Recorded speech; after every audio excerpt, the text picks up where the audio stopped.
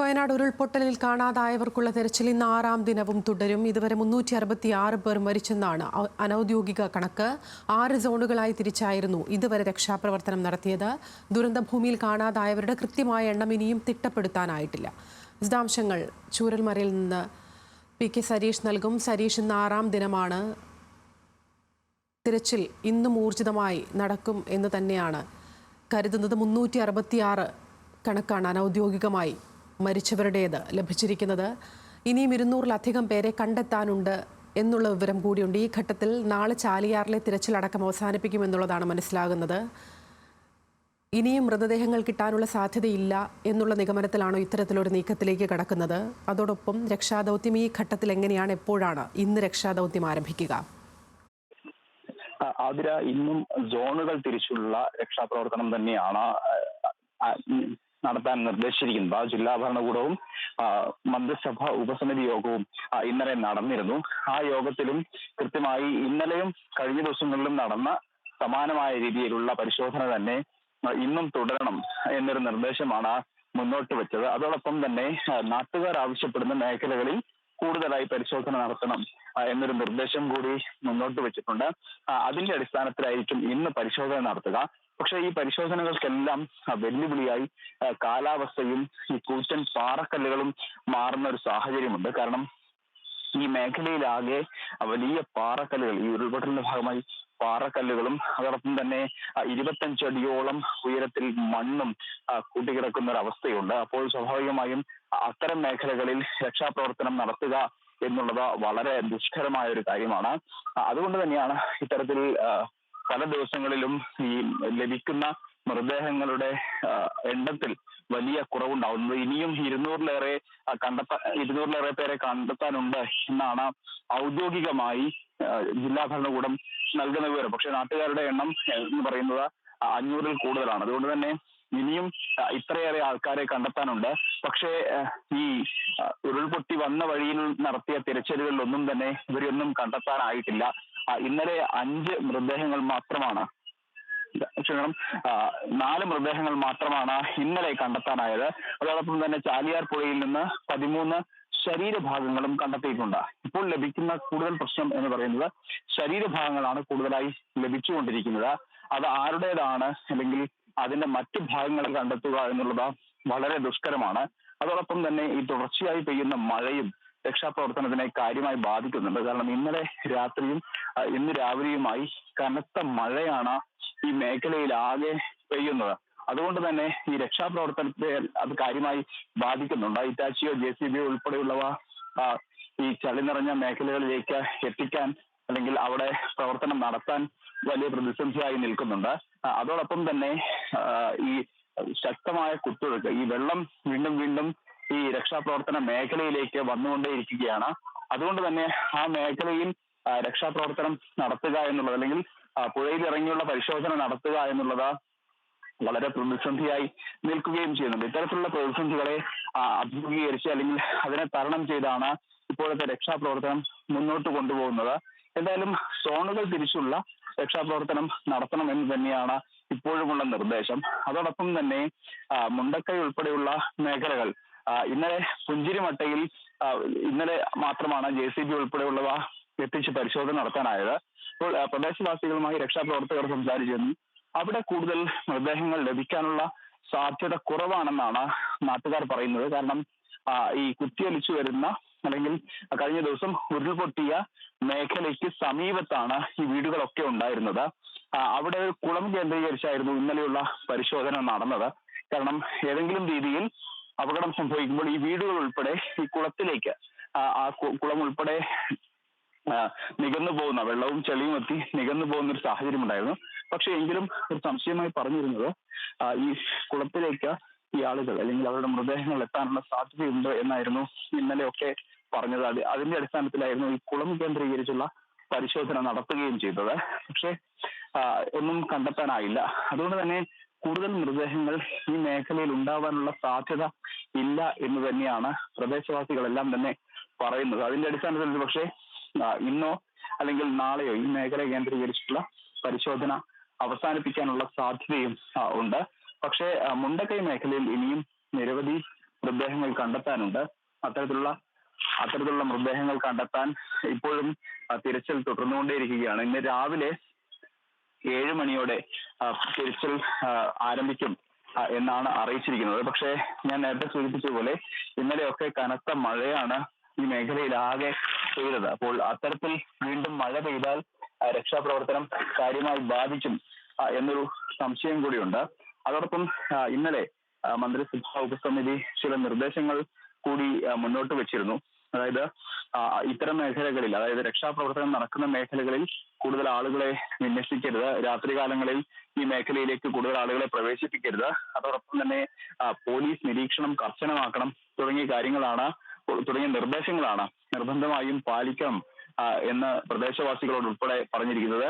പോലീസിന്റെ അനുവാദമില്ലാതെ ഒരു തരത്തിലും ഈ വീടുകളിലേക്ക്, കാരണം ആളുകൾ ഇപ്പോഴും ആശങ്കയിലാണ്. കാരണം വീടുകൾ ഈ ഉരുൾപൊട്ടലിന് മണിക്കൂറുകൾക്ക് മുമ്പാണ് അവർ ഈ ക്യാമ്പുകളിലേക്ക് മടങ്ങിയത്. ക്യാമ്പുകളിൽ നിന്ന് തിരിച്ച് എന്താണ് തങ്ങളുടെ വീടിന്റെ അവസ്ഥ, എന്താണ് അവിടെയുള്ള നിലവിലെ സാഹചര്യം എന്താണ് തുടങ്ങിയ കാര്യങ്ങളൊക്കെ ആശങ്കയിലാണ് അവരെല്ലാം.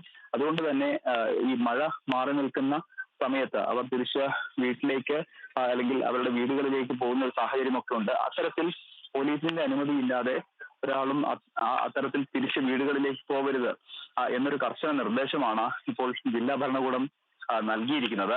അതോടൊപ്പം തന്നെ ഈ ഡ്രോൺ സർവേ, ദുരിതബാധിത പ്രദേശങ്ങളിൽ ഡ്രോൺ സർവേ നടത്തണം എന്നൊരു നിർദ്ദേശം കൂടി മന്ത്രിസഭാ ഉപസമിതി മുന്നോട്ട് വെച്ചിട്ടുണ്ട്. അതിൽ കൃത്യമായി പറയുന്നത് മേഖലയിലെ പഴയകാല ചിത്രവുമായി താരതമ്യം ചെയ്താവും തിരച്ചിൽ നടത്തുക എന്നുള്ളതാണ്. ഉരുൾപൊട്ടലിൽ പ്രദേശങ്ങളിൽ അടിഞ്ഞുകൂടിയ മണൽക്കൂനകളുടെ ഉയർച്ച വ്യത്യാസം മനസ്സിലാക്കിയായിരിക്കും പരിശോധന നടത്തുക. ഒപ്പം തന്നെ NDRF, K9 ഡോഗ് സ്ക്വാഡ്, ആർമിയുടെ K9 dog squad, special operation group, Madras engineering group, police, fire force, forest, Tamil Nadu fire and rescue, medical team, ദേശീയ ദുരന്ത നിവാരണ authority, delta squad, naval, coast guard തുടങ്ങിയ 11 സേനാ വിഭാഗങ്ങളിലെ 1264 പേരാണ് 6 മേഖലകളായി തിരിഞ്ഞുള്ള ഈ രക്ഷാപ്രവർത്തനത്തിനെല്ലാം നേതൃത്വം നൽകുന്നത്. അത്തരത്തിൽ ഇവരെല്ലാം തന്നെ വരും ദിവസങ്ങളിലും ഇവിടെ തുടരണം എന്നൊരു കാര്യം കൂടി പറഞ്ഞിട്ടുണ്ട്. അതോടൊപ്പം തന്നെ ഈ പുഞ്ചിരിമട്ടം, മുണ്ടക്കൈ, ചൂരൽമല വില്ലേജ് പരിസരം, സ്കൂൾ റോഡ്, ഈ നിലവിൽ ഇന്നലെയൊന്നും ഈ പുഞ്ചിരിമട്ടത്തു നിന്നും ഒപ്പം ഈ മുണ്ടക്കൈയിൽ നിന്നും കൂടുതൽ മൃതദേഹങ്ങൾ കണ്ടെത്താൻ സാധിച്ചിരുന്നില്ല. പക്ഷേ ഈ വേലി പാലത്തിന് സമീപത്തുള്ള വില്ലേജ് റോഡിൽ നിന്നും ഒപ്പം തന്നെ സ്കൂളിന് സമീപത്തു നിന്നുമൊക്കെ കൂടുതൽ മൃതദേഹങ്ങൾ ലഭിക്കുന്ന ഒരു സാഹചര്യം ഉണ്ടായിരുന്നു. അതുകൊണ്ട് തന്നെ ഇത്തരം സ്ഥലങ്ങൾ കേന്ദ്രീകരിച്ചായിരിക്കും കൂടുതൽ പരിശോധന നടത്തുക എന്നാണ് ഇന്ന് മനസ്സിലാകുന്നത്. അതിന്റെ അടിസ്ഥാനത്തിലായിരിക്കും കൂടുതൽ പരിശോധന നടത്തുകയും ചെയ്യുക. അതോടൊപ്പം തന്നെ ഈ ക്യാമ്പുകളിൽ ആളിപ്പോഴും തുടരുകയാണ്. അവരോട് ഒന്നും തന്നെ നേരത്തെ ഞാൻ സൂചിപ്പിച്ച പോലെ ഇപ്പോൾ നിലവിലെ സാഹചര്യത്തിൽ വീടുകളിലേക്ക് പോകരുത് എന്ന് പറഞ്ഞിട്ടുണ്ട്. കാരണം പ്രദേശത്ത് മഴ തുടർന്നുകൊണ്ടേയിരിക്കുകയാണ്. ഇപ്പോഴും ഈ മേഖല കേന്ദ്രീകരിച്ച് കനത്ത മഴയുണ്ട്. അപ്പോൾ ഇനിയും മണ്ണിടിച്ചിലിനുള്ള സാധ്യത തള്ളിക്കളയാനാവില്ല. ശക്തമായ മലവെള്ളപ്പാച്ചിൽ ഉണ്ടാവാനുള്ള സാധ്യതയുണ്ട്. അതുകൊണ്ട് തന്നെ ഇത്തരം പ്രതിസന്ധികൾ നിലനിൽക്കുന്ന സാഹചര്യത്തിൽ ഒരു തരത്തിലും വീടുകളിലേക്ക് ആളുകൾ മടങ്ങരുത്, അനുവാദമില്ലാതെ വീടുകളിലേക്ക് സന്ദർശനം പോലും നടത്തരുത് എന്നൊരു നിർദ്ദേശമാണ് ഇപ്പോൾ പോലീസ് മുന്നോട്ട് വെച്ചിരിക്കുന്നത്. അതോടൊപ്പം തന്നെ ഈ ക്യാമ്പുകൾ കേന്ദ്രീകരിച്ചുള്ള പരിശോധന, ഒപ്പം തന്നെ ക്യാമ്പുകളിൽ ശുചിത്വം ഉറപ്പാക്കൽ, ഇതെല്ലാം തന്നെ കൃത്യമായി നടത്തണം എന്നൊരു നിർദ്ദേശം കൂടി മുന്നോട്ട് വെച്ചിട്ടുണ്ട്. അതോടൊപ്പം തന്നെ ഈ കഴിഞ്ഞ ദിവസങ്ങളിലൊക്കെ ഈ പ്രദേശവാസികൾ അല്ലെങ്കിൽ ക്യാമ്പുകളിൽ നിന്നുള്ളവർ പറഞ്ഞൊരു കാര്യം, തന്റെ വീട്ടിൽ സ്വർണ്ണാഭരണങ്ങളൊക്കെ ഉണ്ടായിരുന്നു. അത് താൻ ഈ പരിശോധനയുടെ ഭാഗമായി എത്തി നോക്കിയപ്പോൾ അത്തരത്തിലുള്ള സ്വർണ്ണാഭരണങ്ങൾ കാണാത്തൊരവസ്ഥയുണ്ട്. അതോടൊപ്പം തന്നെ സർട്ടിഫിക്കറ്റ് ഉൾപ്പെടെ നഷ്ടമാകുന്ന സാഹചര്യമുണ്ട്. അങ്ങനെ വലിയ പരാതികൾ പല ഭാഗങ്ങളിൽ നിന്നും ലഭിച്ചിട്ടുണ്ട്. അതുകൊണ്ട് തന്നെ ഈ ആഭരണങ്ങളും വിലപിടിപ്പുള്ള വസ്തുക്കളും ഒക്കെ ലഭിച്ചാൽ അത് കൺട്രോൾ റൂമിൽ നേരിട്ട് ഏൽപ്പിക്കണം എന്നൊരു നിർദ്ദേശം കൂടിയുണ്ട്.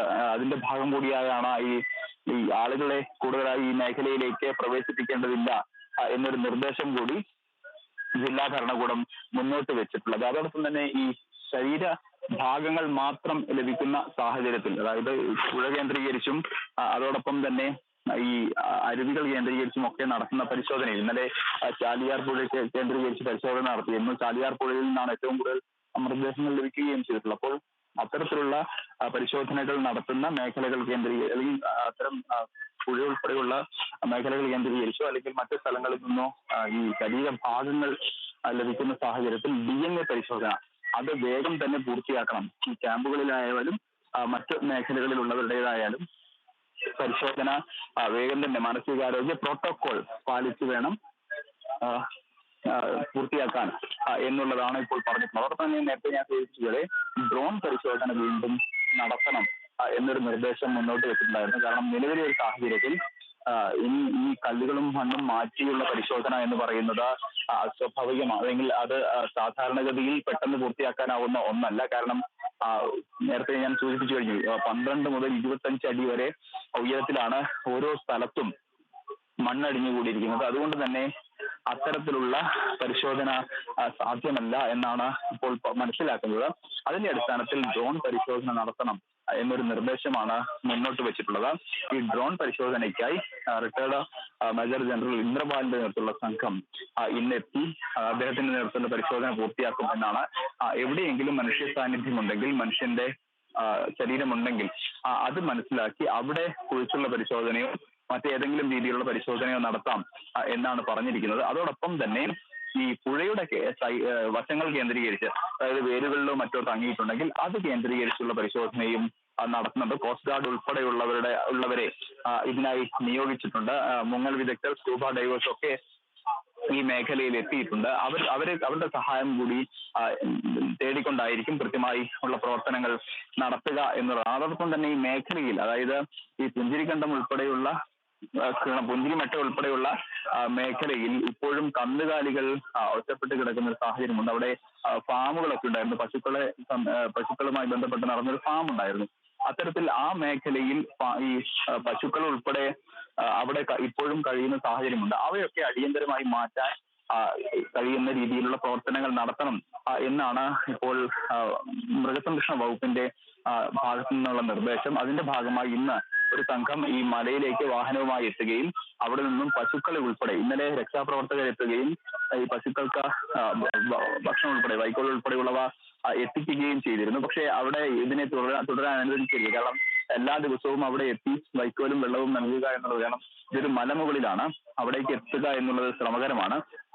അതുകൊണ്ട് തന്നെ എല്ലാ ദിവസവും അവിടെ എത്തി ഇവയ്ക്ക് ഭക്ഷണം നൽകുക എന്നുള്ളത് ശ്രമകരമായ ജോലിയായി മാറും. അതുകൊണ്ട് തന്നെ അവയെ അടിയന്തരമായി താഴേക്ക് എത്തിക്കുക അല്ലെങ്കിൽ മറ്റേതെങ്കിലും സ്ഥലത്തേക്ക് മാറ്റുക എന്നൊരു നിർദ്ദേശം കൂടി മൃഗസംരക്ഷണ വകുപ്പ് മുന്നോട്ട് വെച്ചിട്ടുണ്ട്. അതോടൊപ്പം തന്നെ ഇന്നലെ പറഞ്ഞത് ഈ ക്യാമ്പുകളിലും അതോടൊപ്പം തന്നെ നിലവിൽ വീടുകളിലേക്ക് പോകുന്നവർക്കുമൊക്കെ ഈ ചൂരൽമല പ്രദേശത്തെ എല്ലാവർക്കും സൗജന്യ റേഷൻ നൽകും എന്നൊക്കെ പറയുന്നുണ്ട്. പക്ഷെ അതിനപ്പുറത്തേക്ക് ഇപ്പോൾ ചർച്ചയാവുന്നത്, കാരണം 6 ദിവസം പിന്നിടുന്നു, മൃതദേഹങ്ങൾക്കായുള്ള തെരച്ചിലിൽ ഒരു ഭാഗത്ത് പതിയെ നിർജീവമാകുന്നു. ഇനി എന്ത് എന്നൊരു ചോദ്യം മുന്നോട്ട് വെക്കുമ്പോൾ എല്ലാവരും അല്ലെങ്കിൽ ക്യാമ്പുകളിൽ കഴിയുന്നവരൊക്കെ ആശങ്കയായി പറയുന്നത് ഇനി ഞങ്ങൾ എന്ത് ചെയ്യും എന്നുള്ളതാണ്. കാരണം പുനരധിവാസം എന്നൊരു പ്രതിസന്ധിയായി തന്നെ നിൽക്കുകയാണ്. കാരണം നിലവിലെ സാഹചര്യത്തിൽ പല വീടുകളും, അതായത് പ്രദേശത്തെ 300-ലേറെ വീടുകൾ അല്ലെങ്കിൽ 400-ലേറെ വീടുകൾ പൂർണ്ണമായി തകർന്ന അവസ്ഥയിലാണ്. അപ്പോൾ അവർക്ക് നിലവിൽ ക്യാമ്പുകളിൽ കഴിയുന്നവർക്ക് തിരിച്ച് വീടുകളിലേക്ക് പോകാനാവാത്ത സാഹചര്യമുണ്ട്. അത്തരത്തിലൊരു സാഹചര്യം നിലനിൽക്കുന്നതിനാൽ പ്രതിസന്ധിയായി തന്നെ തുടരുകയാണ്. അപ്പോൾ എങ്ങോട്ട് മാറും എന്നതാണ് ഇനി ഏറ്റവും വലിയ പ്രതിസന്ധിയായി അല്ലെങ്കിൽ ചോദ്യമായി നിൽക്കുന്നത്. അത്തരത്തിൽ അതിനൊരു മറുപടി ലഭിക്കണം. സൂചിപ്പിച്ചതുപോലെ 6ാം ദിനമായി ഇന്നും വയനാട്ടിൽ തെരച്ചിൽ തുടരും. മുണ്ടക്കൈ, പുഞ്ചിരിമട്ടം എന്നിവിടങ്ങൾ കേന്ദ്രീകരിച്ചായിരിക്കും തെരച്ചിൽ നടത്തുക. ഡ്രോൺ സർവേ അടക്കം ഉൾപ്പെടുത്തിയുള്ള തെരച്ചിലാണ് ഇന്ന് പദ്ധതിയിടുന്നത് എന്നുള്ളതാണ് മനസ്സിലാവുന്നത്. ചാലിയാറിലെ തെരച്ചിൽ നാളെയോടുകൂടി അവസാനിപ്പിക്കാനും സാധ്യത ഉണ്ട്. ദൗത്യം അവസാന ഘട്ടത്തിലാണ് എന്നുള്ളതാണ് മനസ്സിലാകുന്നത്. PK സരീഷാണ് വിശദാംശങ്ങൾ നൽകിയത്.